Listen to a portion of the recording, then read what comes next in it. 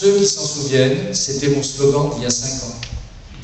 Pour ceux qui n'étaient pas là et qui écrivent aujourd'hui dans le journal que mon slogan vient bien tard, il lui fallut juste se préoccuper de ce que j'avais dit il y a 5 ans. Pendant 5 ans, j'ai été votre voix et je veux continuer à l'être. Et cette voix, on l'a entendue et pas simplement pour brasser l'air.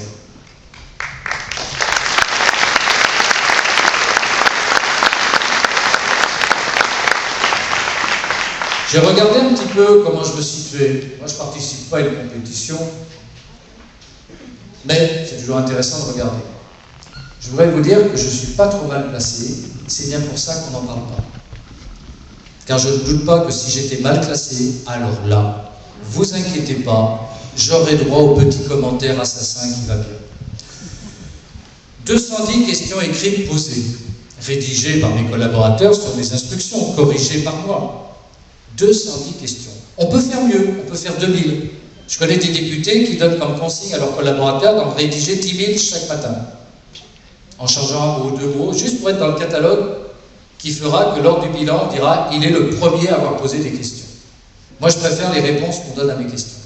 Voilà pourquoi il n'y en a que 210, ce qui me vaut d'être classé 185e quand même, sur 577, sans avoir cherché à être... Si déjà je me casse la gueule là, qu'est-ce que ça va être dimanche?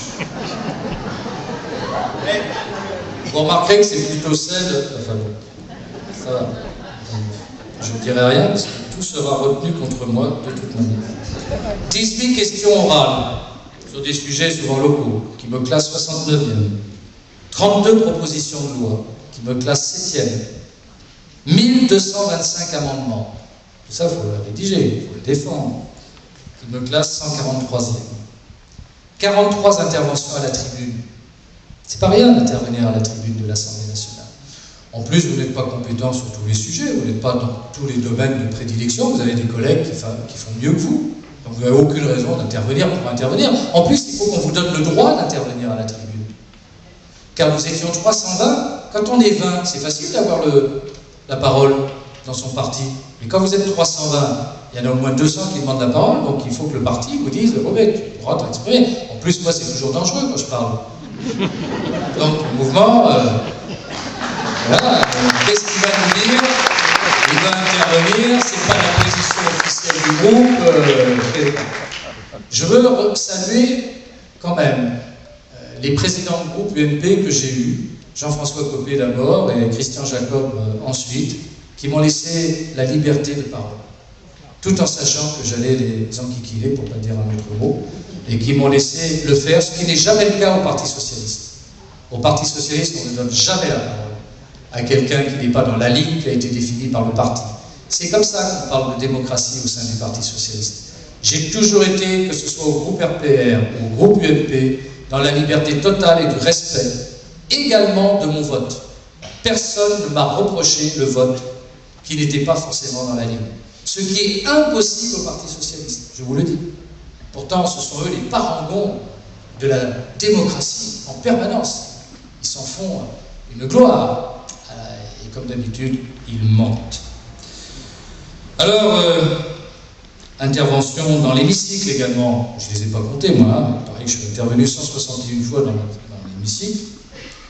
Que j'ai fait 175 interventions en commission, mais j'interviens pas si j'ai rien à dire. Ou si quelqu'un dit les choses aussi bien, sinon mieux que moi. Je n'interviens que parce que je trouve nécessaire d'intervenir, et non pas pour être dans le catalogue. Donc je me moque, je vous donne ça simplement pour que vous ayez une idée, mais ça n'a pas tellement d'importance. Ce qui compte, c'est ce qu'on fait concrètement. Bref, ils se sont amusés aussi à me compter sur l'assiduité. Alors je vous rappelle que j'habite ici, par rapport à des députés de la région parisienne, ou qui ont des facilités de transport un petit peu plus pratiques que nous, et je suis en termes d'assiduité avec 159 semaines d'activité au 50e rang. Voilà.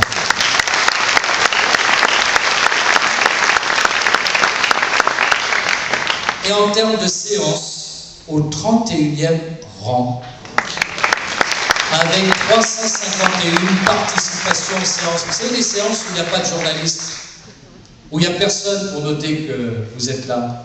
quand il est 2 h du matin, qu'on se régale à 25, 30, hein, sur des amendements, des trucs qui ne seront jamais couverts, sur lesquels on ne vous rendra jamais compte.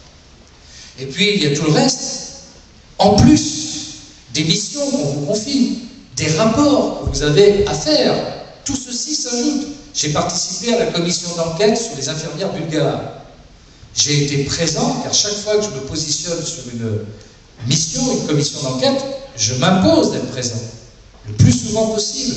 Et je fais partie des plus présents par rapport à bien d'autres. C'est du travail en plus par rapport à, parce qu'on auditionne des gens en même temps qu'il y a la séance, en même temps qu'il y a la commission, comment on fait? Une jonglerie permanente. J'ai été également dans la mission parlementaire sur le voile intégral, celle que le député communiste André Gérin avait réclamée et qui s'est constituée et qui a abouti à la loi sur le voile intégral. Et j'y ai participé, je suis même déplacé à Marseille pour auditionner. Donc tout ça, c'est du travail en plus. J'ai commis personnellement 4 rapports, dont un sur la sécurité des piscines, avec un collègue socialiste.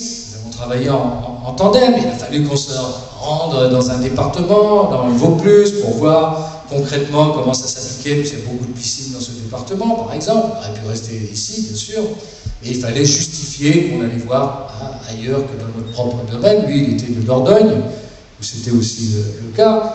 Et puis, la géopolitique de l'eau, une mission qui a duré près de 10 mois, avec Jean Clavadi, ancien ministre de François Mitterrand, qui en a été le rapporteur, assez contesté d'ailleurs sur sa façon d'aborder le problème de l'eau au Moyen-Orient, mais dont moi j'ai présidé cette mission. Voilà, tout ceci que vous verrez peu dans les comptes rendus médiatiques, parce que ça n'intéresse absolument personne.